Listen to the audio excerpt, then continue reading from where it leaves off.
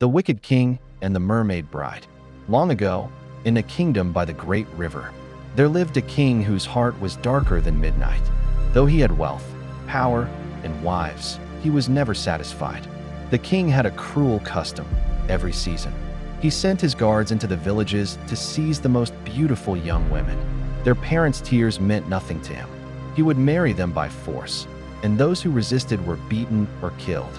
The land groaned under his rule, but none dared to challenge him, for the king was also a sorcerer who knew many evil charms. One season, as the river swelled from heavy rains, the king's hunters told him of a woman more beautiful than any they had ever seen. She did not live in the villages, but was spotted at dawn, sitting on a rock near the river, combing her long hair that shone like the moon. The king's greed burned in his chest.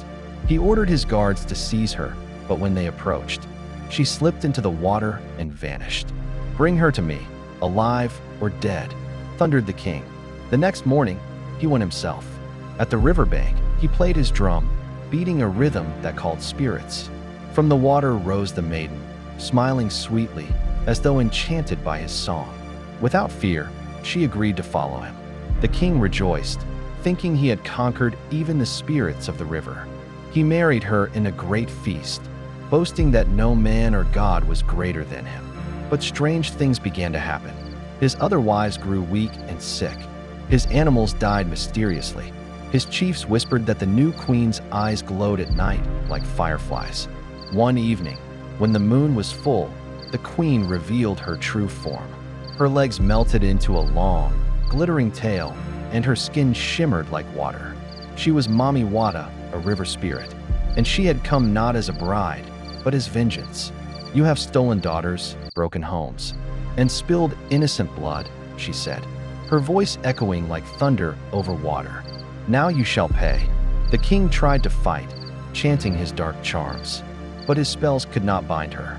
With a wave of her hand, the waters of the river rose up like an angry beast. They swallowed the palace, the king, and his guards. Not a stone was left standing. When the flood receded, the land was free. The people built again, but they never forgot. They told their children, "Greed and cruelty invite their own destruction. Even kings must fear the judgment of the river." And so the wicked king was remembered only as a warning, and the mermaid bride became a guardian of justice, protecting daughters from harm.